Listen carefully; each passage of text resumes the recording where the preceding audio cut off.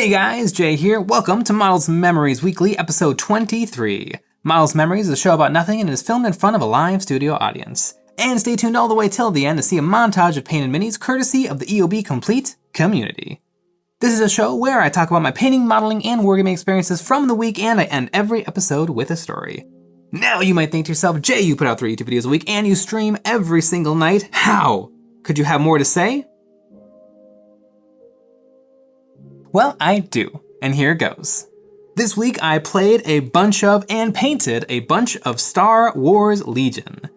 For painting, I got an entire squad of Rebel Pathfinders done, which the Pathfinders are the guys who attacked Scarif in Rogue One, which is one of the best Star Wars movies ever. I really love that movie, but this is an elite choice for Star Wars Legion, and I painted my hero, or my leader, Jyn Erso, also from Rogue One. And these models turned out really, really nice, especially Jyn Erso. This model took me like 2.5 hours to paint, and it came out really nice. I think some things that helped were it's a very small model, and it is very like simple colors, green, gray, brown, but it turned out really, really nice. And now, with these 3 miniatures done, I am 1 unit away, 1 unit of Rebel Troopers away from having a full 800-point Star Wars Legion army. 800 points is the normal points for a game of Star Wars Legion, and I'm really enjoying it. I've been playing the Rebels, I've been learning the rules, I've been learning how things work, and it seems like a really, really fun, tight, good rule set for a game. One thing I really like about Star Wars Legion, one thing that Star Wars Legion has awoken me to is the idea of having like units that aren't 5 or 10 or 3, because that's how 40k is. But I think it would actually be really interesting, and a really good way to scale things or to balance things is actually use unit size as another way to balance, because like you have 10 Space Marines, 10 Imperial Guard, 10 Orcs, 10 Tyrannid. And I feel like with Star Wars Legion, some units, a lot of units are 4 that you can turn into 5 or 6 or 7, seems to be the topmost number you can have. But I feel like that could almost make for a really interesting another dial that you can turn to balance the game of 40k. Like what if 4 Space Marines was a normal unit size, and you could add more for more points. So that way, instead of 10 Space Marines versus 10 Tau, well, 10 Space Marines are gonna destroy Tau, because Tau are filthy. But what if 15 Tau was the normal size of a Tau squad? All of a sudden, that's looking a little bit more dangerous, a little bit more shots, a little bit harder to charge. I think that could make for another interesting way to modify the game. Now, it would ruin everything, because everything is sold in 3s, 5s, and 10s, but I think it would be neat. It would be neat. I would love to see somebody else take this idea and then do all the work of creating a game where the weapons are a little bit simplified and the unit sizes are played with. And also, just make it a D10 system. I feel like that would let you have a few more numbers to play with when you're rolling to hit, rolling to wound, seeing how much armor something has. Because the jump from like toughness 4 to toughness 5 is huge. But the jump from 5 to 6 is not really anything. But if you had 10, I feel like there'd be a lot more stuff to play with. But in thinking about this and game design and playing it looking at games in 2 different ways, the 40k, the Star Wars Legion, it made me think a lot more about 40k. If you watched last week's video, I compared the 2 and I kind of used Legion to crap on 40k a little. But this week I kind of want to take a few steps back in defense of 40k, because I actually think 40k does some things unbelievably better than Legion, or probably most other games. Because when I'm looking at Legion, I see a tight game. A lot of the releases are mirrored. If the Empire gets an elite, the Rebels get an elite. If one faction gets a vehicle, the other faction gets a vehicle. And that keeps things really, really fair and balanced.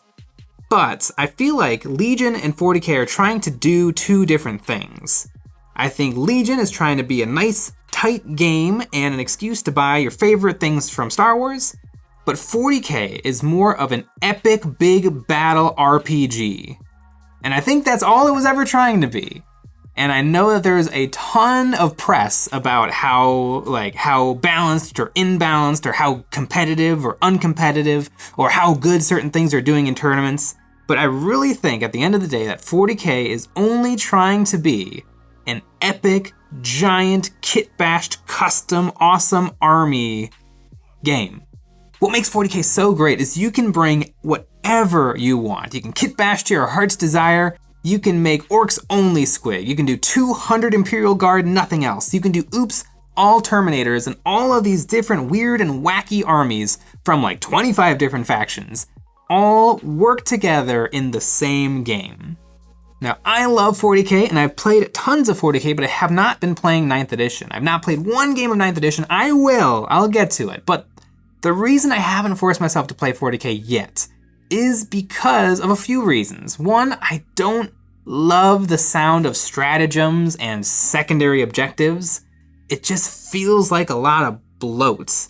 I don't want to deal with stratagems. I don't want to do all of these things. And I was thinking about why does 9th edition seem so unattractive when it's just 8th edition? And I loved 8th edition. And I think it's because I've changed. And why I think that is because one thing that I used to do all the time was list build. You have to, because 40k is so big and so complicated that, to bring a 2,000 point game or even a 1,500 point game, there's still tons of bookkeeping to do, pen and pencil work, and most people love this. I like this, but I no longer have the time to do it. Now I am completely busy with making YouTube videos and reading the mean comments people leave for me on those YouTube videos. I don't have the time I used to, because back when I was gaming hard, back in high school and a little bit after high school, I had all the time in the world. I would sit in class all day long, not paying any attention, while putting together my Space Marine or my Necron army list. I'd be, not doing my work. I'd be scribbling on the side, adding up all of the different plasma guns and grenades I'm gonna bring. And that was unbelievable amounts of fun, sitting there alone at lunchtime with my codex open, going through all the different weapon options. It was a grand old time. And I know some people still love that, because when 8th edition came out and Games Workshop unveiled points, a simpler way to play 40k, everyone in the world collectively said, no, absolutely not points. I want to carefully take the time to add up 3 different units in my army that all have a 2-point plasma gun. I want to do that math, that way everything is perfectly balanced and I know that I won because I'm the superior general.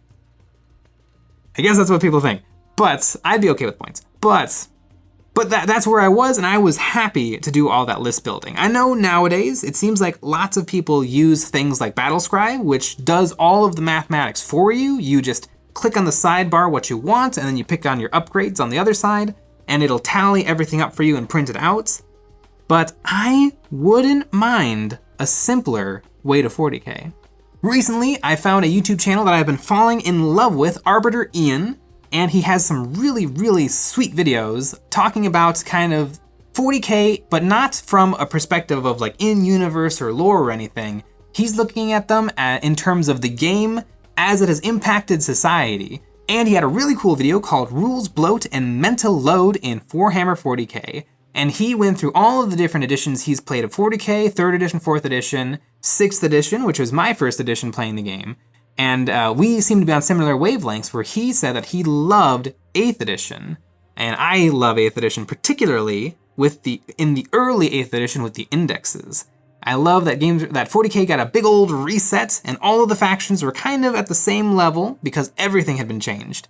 And that was my favorite, and he is still very happy with 9th, but is a little worried about some of the things that I feel worried about is the stratagems. Oh, the stratagems. I have the Necron book, and there's just pages and pages and pages of these things, and it's weighing them all and which ones to spend when, which ones to do where. And he has another video called Filthy Casual Play, and this is his idea for a simplified version of 40k without stratagems. And it seems really interesting. Also, great name, Filthy Casual Play.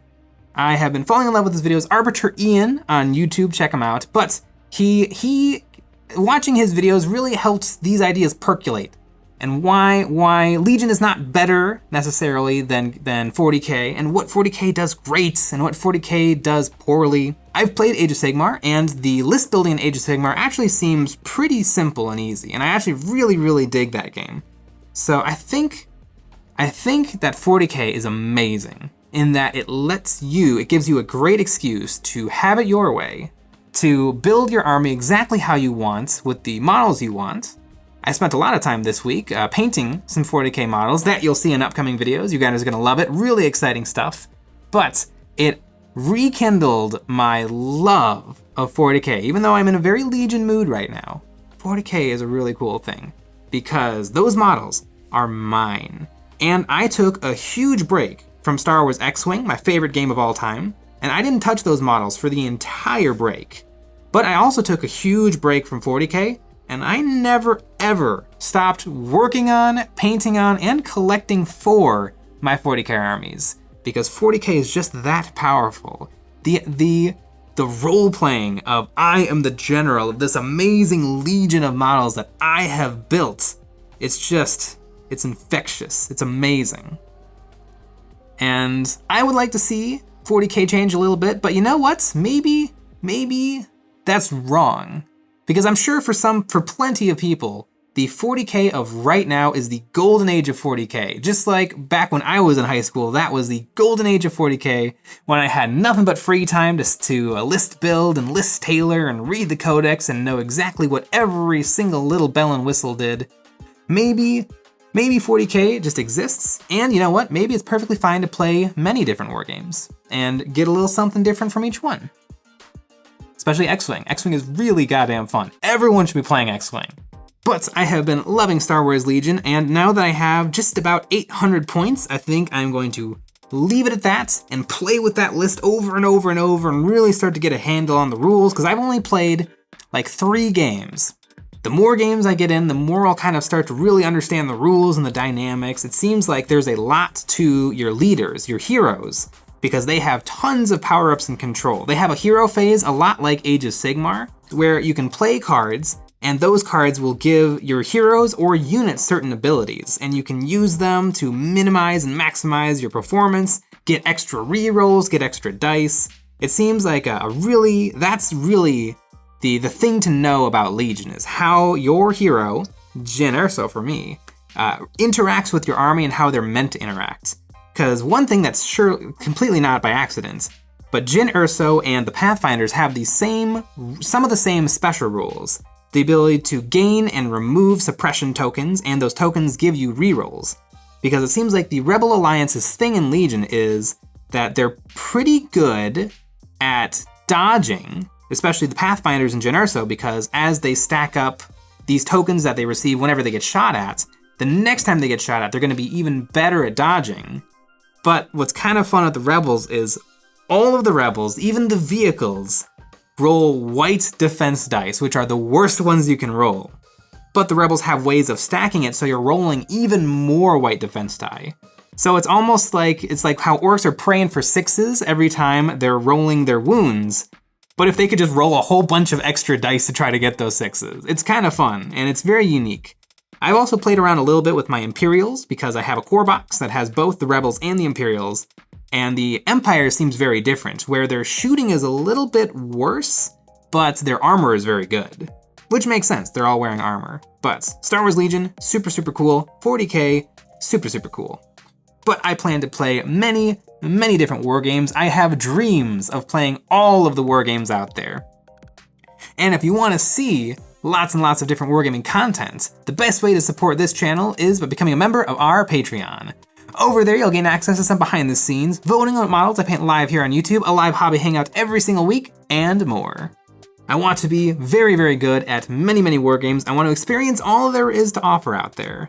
I think I like skirmish games, but I like larger skirmish games. I really like big army games like Age of Sigmar, Warhammer, 40k, and Star Wars Legion. But I really liked Kill Team First Edition, and I'm very excited for Kill Team Second Edition. It seems like what they're doing with Second Edition is it's gonna be something of a different game. It's probably gonna be a lot more similar to Underworlds and Warcry, which is really cool. But I almost wonder if there's still going to be a community of Kill Team First Edition, because Kill Team First Edition is just baby 40k. It's regular 40k, but but very, very small. Which it seems like there's definitely a huge community for people like that, people who already have tons and tons of models and want to play with them, and they like the rules for Big 40k, but they just don't like that it takes like 3 or 4 hours.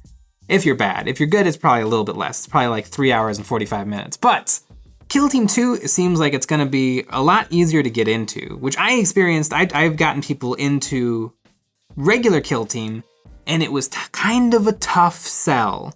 Because there are definitely armies that you can build with one box. You know, Harlequins, Grey Knights, that's it maybe. But it's really tricky because like, you can play Imperial Guard if you think that's the cool ones, but you're gonna want to maybe eBay plasma guns, or you're gonna want to build them in certain ways, and you really should build, you know, the guy number 3 with the Stormbolter, but you really do also want the Multi-Melta. Like, it led to a lot of weird moments where you kind of really have to know what you're doing to play Kill Team.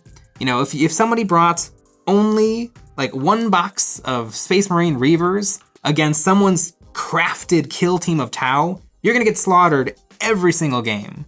But it seems like with new Kill Team, it's a lot more kind of balanced and simplified, where you can't take as many options as you used to be able to take, but the game is gonna have a really good ebb and flow. The morale phase is gone, thank goodness. The morale phase. And it looks like it's gonna be a lot of fun, and it seems like it's gonna be a great game to be able to throw at people. Kind of like what Warcry and Underworlds is like, where it's like, hey look, just one box. You buy this box, you get some cards, you're ready to rock and roll.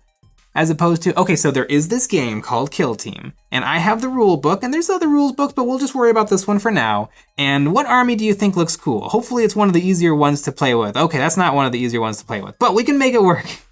Original Kill Team was often heralded as a beginner's 40k, but it almost felt like a game more tailored for veteran 40k players who wanted something a little quicker. They already had all the models in the world that they could draw from to make kill teams, but they just didn't have the time for a big old game of 40k, where it seems like now Kill Team 2 is going to be its own thing.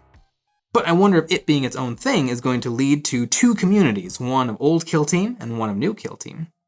I guess it remains to be seen, but that is what I was working on this week. That is, also, Warhammer community put out the first episode of Hammer and Bolter.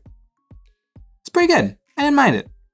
Anyway, that brings us to the story segment of this week's Models and Memories Weekly, and this week I was doing a lot of cleaning and I stumbled upon a very old model and a very old memory. This Orc Boy. Boy oh boy, this may be the oldest miniature in my collection in terms of like paint job, because I repainted a lot of my old models, most of my old models, but this guy is OG. Probably painted around 2012, 2013, and the paint job, well, I mean, everything got one color and one wash, which is exactly how Games Workshop told me to paint it, thank you very much.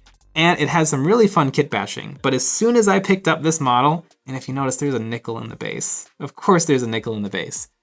As soon as I picked up this model, instantly it all rushed back to me. I remember I was in this basement. I remember I was painting a big old squad of Shooter Boys in my scheme, which was red shirts. That was my entire scheme, was everybody was wearing a red shirt. And I remember to paint this, it was probably 20 guys. To paint this one squad, I watched the entirety of House MD on Netflix. I love that show, and I remember vividly watching all of it, all of those episodes. It's just Sherlock Holmes. It's Sherlock Holmes, Gregory House. They didn't even try to hide it, but it's a great show. And I remember painting up these orcs. I think most of them, because I decided to do them as Shooter Boys for some reason. I have since kit bashed and converted them into the Slugachappa Boys that are in my orc army now. But boy, I see why this guy didn't get changed, because he's very kit bashed. I built him a big shooter out of different parts from different orc kits. I gave him this like wire that's leading from the barrel of a shooter on his butt, leading it up to the gun. This model brings me back. I don't think I ever played with these orcs. I don't think I have ever played with my orc army in any states, but boy, oh boy. He is looking special. I tried to dot all of the eyes with some red, just with a big old blob of red paint.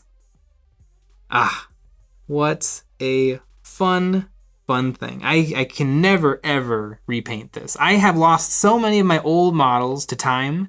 This model, I'm gonna hold on to. I'm gonna put this in a Cobalt Keep display box, and it'll sit on the shelf to remind me that this is at one point the height of my painting and modeling abilities. And since I've since then gotten just a little bit better. But what a fun model. I think everybody should try to hold on to some old stuff. I know it's hard because the stuff's expensive, and if you can do better, you can totally go. It's totally fun to go back and repaint your old stuff and to get it a little bit more presentable, or to sell it for more funds to buy new stuff. And you know, the squad sizes, it's hard to just be like, okay, I'm gonna put this one Skitarii off to the side and keep it forever and just game with 9 guys. It doesn't quite work, but if there's a way, hold on to your old stuff because it is somewhat magical. I have some pictures of my older stuff, and it's fun. It's fun to have access to those because you really see where you came from. Oh, good old. This is also the old boys knob, which is horrible. It's terrible. It's not taller than any other boy. It comes with sort of a boss pole that is bent, of course, as all banners become in 40k. He's got a power claw and a Shuda, and he's just adorable. And a nickel in the base. I mean, how classic is that? Just so that he's a little bit weightier.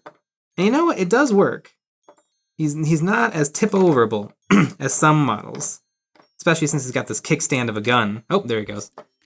But don't put nickels in the bases. It doesn't help. I know some people really like the weight, but the nickel, the weight comes, the danger comes when you drop it, because now there's a lot of extra weight trying to break your model. A super light plastic model, you can do anything to it and it's not gonna break.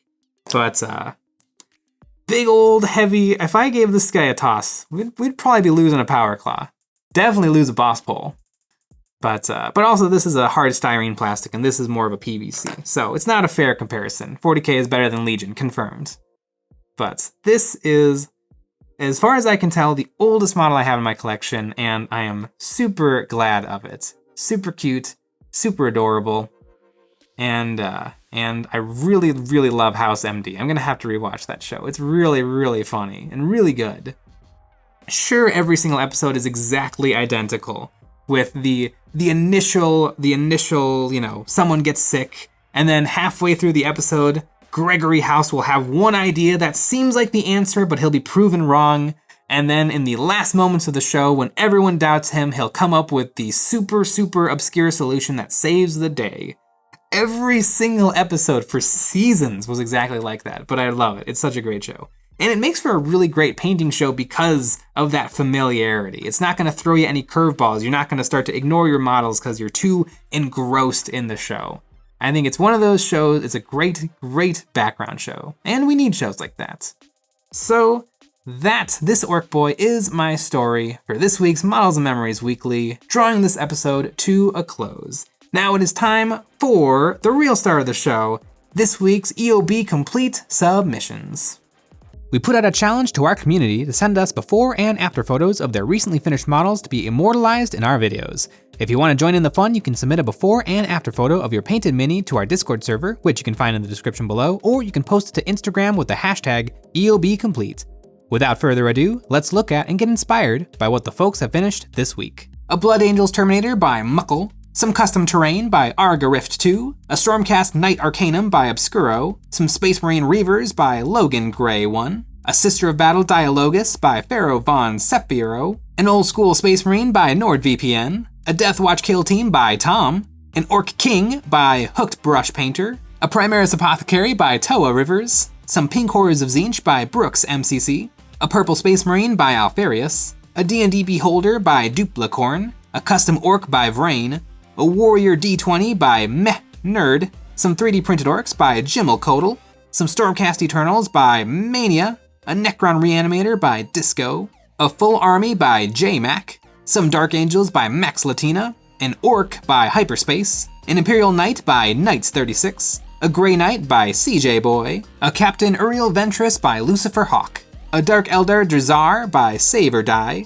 a Space Marine Chaplain by Captain Rex, some Grey Knights by Darth Cinema, and a Custodian with Banner by Hunter of Ajax. Congratulations to everyone for a job well done. It's no small feat to get paint on minis, and you all should feel really proud. Nothing gets the hobby juices flowing like finishing a project, and we all thank you for sharing your work, motivating us and the hobby community to paint our plastic. Thanks for sharing.